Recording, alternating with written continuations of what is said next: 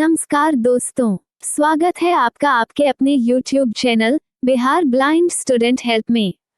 दोस्तों, आज के इस एपिसोड में म्यूजिक प्रैक्टिस सेट के अंतर्गत पार्ट 6 को सुनेंगे। प्यारे दोस्तों, इस वीडियो में सभी प्रश्न महत्वपूर्ण है। प्रश्नों को ध्यान से सुने, यथासंभव सभी प्रश्नों को याद करने की कोशिश करें। वीडियो में आगे बढ़ने से पहले आपसे एक रिक्वेस्ट है, यदि आप इस चैनल पर नए आए हैं तो चैनल को सब्सक्राइब कीजिएगा, वीडियो को लाइक और दोस्तों और सहपाठियों के साथ शेयर कीजिएगा।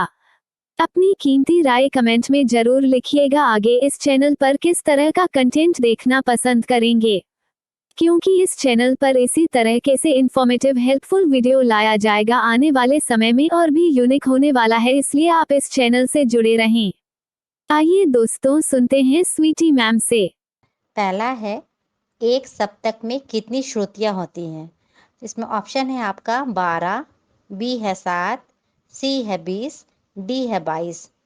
तो आपको अगर हम पढ़ाए थे तो आपको याद होगा कि इसमें 22 श्रुतियाँ होती है, तो इसमें ऑप्शन डी होगा 22। दूसरा क्वेश्चन है, चल और अचल मिलाकर कुल कितने स्वर होते हैं?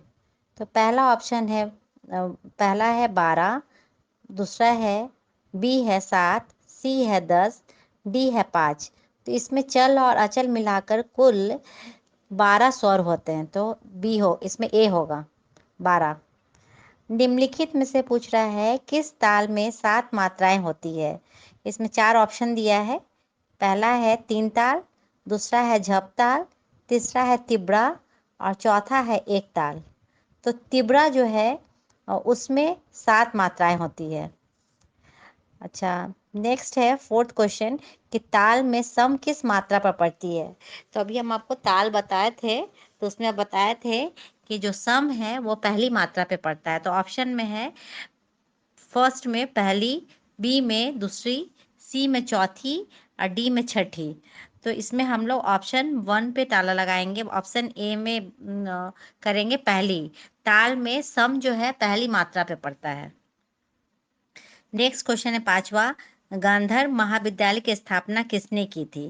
तो ऑप्शन है ए में है पंडित B.N. भातखंडे, बी है पंडित ओकारनाथ ठाकुर, सी है पंडित विष्णु दिगंबर पलुस्कर और डी है इनमें से कोई नहीं। तो इसमें ए होगा पंडित B.N. भातखंडे। अच्छा, नेक्स्ट क्वेश्चन है 6 नंबर, राग बिहाग का बादी स्वर कौन सा है? इसमें 4 ऑप्शन है आपका। ए है ग, बी है नी, सी है प, डी है रे। तो इसमें ग जो है बादी स्वर है, बिहाग राग बिहाग का बादी स्वर ग है, तो ऑप्शन 1 होगा ए। 7वां है, श्रीमती शारदा सिन्हा किस राज्य की सुप्रसिद्ध लोक गायिका है? तो ऑप्शन है आपका ए पंजाब, बी पश्चिम बंगाल, सी उड़ीसा, डी बिहार। तो आप लोग डी को आप लोग ऑप्शन के रूप में चुनेंगे, क्योंकि शारदा सिन्हा बिहार की है। 8वां है, राग भैरवी में कितने स्वर लगते हैं? पहला है 7, दूसरा है 5, तीसरा है 4, चौथा है 3। तो राग भैरवी में 7 स्वर लगते हैं, तो पहला ऑप्शन सही होगा। 9वां क्वेश्चन है, औरब जाति के राग में कितने स्वर लगते हैं? इसमें ए में है 5, बी में है 6, सी में है 7, डी में है 4। तो आप औरब जाति हम लोग पढ़े थे, याद होगा आपका, औरब में 5 स्वर लगते हैं, तो आप इसमें पहला ऑप्शन लगाएंगे। 10वां क्वेश्चन है, कर्नाटक संगीत पद्धति भारत के किस क्षेत्र में पल्लवित हुआ है? ऑप्शन ए है उत्तर, डी है दक्षिण, सी है पूरब, ए है उत्तर, बी है दक्षिण, सी है पूरब और डी है पश्चिम। तो आप जानते हो कर्नाटक संगीत पद्धति कर्नाटक से ही हुआ होगा, तो ये दक्षिण आ जाएगा, बी ऑप्शन होगा। 11 नंबर क्वेश्चन है, दादरा ताल में कितनी मात्राएं होती है? तो ऑप्शन ए है आपका 10, बी है 8, सी है 4, डी है 6। तो दादरा में 6 मात्राएं होती है, तो डी ऑप्शन पे टिक करेंगे। 12वां क्वेश्चन है, किसी राग का सबसे प्रमुख स्वर कौन सा है? तो ए है बादी स्वर, बी है संवादी स्वर, सी है अनुवादी स्वर और डी है वर्जित स्वर। तो किसी राग का सबसे प्रमुख स्वर जो होता है बादी स्वर होता है, वो आप याद रखेंगे। 13 है किस ताल की 14 मात्राएं होती है? तो ए है ऑप्शन एक ताल, बी है तिबड़ा, सी है रूपक और डी है धमार। तो धमार में 14 मात्राएं लगती है, तो आप ऑप्शन डी लगाएंगे। 14 क्वेश्चन है, कौन से दो स्वर अचल हैं? ऑप्शन ए में है सा और पा, बी में है रे और ध, सी में है ग और नी और डी में है म और नी। तो आप ऑप्शन ए पे ए लगाएंगे, स और प। अच्छा, उसके बाद 15वां क्वेश्चन है, तीन ताल में खाली किस मात्रा पर पड़ती है? तो ए है 4, बी है 6, सी है 7, डी है 9। तो हम लोग अभी डिस्कस किए थे पिछले क्लास में ही कि तीन ताल में खाली मात्रा जो है 9वें नंबर पे पड़ती है, तो इसका ऑप्शन डी होगा। सप्तक के कितने प्रकार हैं? तो इसमें ऑप्शन है ए में 3, बी में 4, सी 5, डी 6। तो सप्तक के कितने प्रकार है? तो सप्तक के 3 प्रकार होते हैं, तो ए ऑप्शन पे टिक लगाएंगे आप। चल स्वर कितने हैं? ए में है 4, बी 5, सी 6, डी 7। तो चल स्वर जो है 5 है, तो 5 पे आप टिक करेंगे। अवरोही क्रम में ध के बाद कौन सा स्वर आता है? तो अवरोही क्रम में ध के बाद आप देखेंगे तो प आता है। जैसे आप जाएंगे उधर से सारे गामा प ध नी सा, तो जब आएंगे उधर से सा नी ध के बाद क्या आता है? प आता है, तो प पे टिक करेंगे बी को। वंदे मातरम गीत के रचयिता कौन है? पहला ऑप्शन है आपका बंकिम चंद्र चट्टोपाध्याय, बी है रविन्द्रनाथ ठाकुर, सी है भीमसेन जोशी, डी है त्यागराज। तो आपको पता है कि इसके वंदे मातरम के रचयिता हैं बंकिम चंद्र चट्टोपाध्याय, तो उस पर टिक करेंगे। पूछता है 20वां क्वेश्चन है, काफी राग किस थाट के अंतर्गत आता है? तो पहला है कल्याण, बी है खमाज, सी है भैरव और इनमें से कोई नहीं। तो राग जो काफी है किस थाट के अंतर्गत आता है? तो इसमें से कोई नहीं है, ना कल्याण में आता है, ना खमाज में, ना भैरव में। अच्छा, 21वां क्वेश्चन है, समान मात्राओं वाली ताल जोड़ी कौन सी होती है? ये हमको नहीं पता है, हम आपको इसका कंफर्म करके बताएंगे। 22 नंबर है, राग यमन किस थाट के अंतर्गत आता है? तो राग यमन जो है पहला है खमाज, बी है कल्याण, सी है आशावरी और डी है भैरवी। तो ये कल्याण में आता है राग यमन। अच्छा, उसके बाद है हमारा नेक्स्ट क्वेश्चन 23 नंबर, एक ताल में कितने विभाग होते हैं? तो एक ताल में पहला ऑप्शन है आपका एक में 2, बी में 4, सी में 6, डी में 8। तो एक ताल में 6 विभाग होते हैं। वर्तमान में भारत खंडे संगीत महाविद्यालय किस शहर में स्थित है? आपका ऑप्शन है ए बनारस, बी है लखनऊ, सी है पटना, डी है कोलकाता। तो ये बनारस होगा। 25 क्वेश्चन है, राग भैरव का गायन समय क्या है? ए है प्रातःकाल, बी है संध्या काल, सी है रात्रि, डी है मध्य रात्रि। तो राग भैरव और भैरवी जो है ये हम लोग प्रातःकाल ही गाते हैं, तो ए में आप टिक लगाएंगे। अब 26 क्वेश्चन है, ध्रुपद के साथ बजाया जाने वाला ताल कौन सा है? तो ए है 3 ताल, बी है 4 ताल, सी है 1 ताल और डी है दादरा। तो इसमें 4 ताल होगा। ध्रुपद के साथ बजाया जाने वाला ताल 4 ताल है। 27 नंबर क्वेश्चन है, सबसे गंभीर प्रकृति वाला गायन शैली कौन सा है?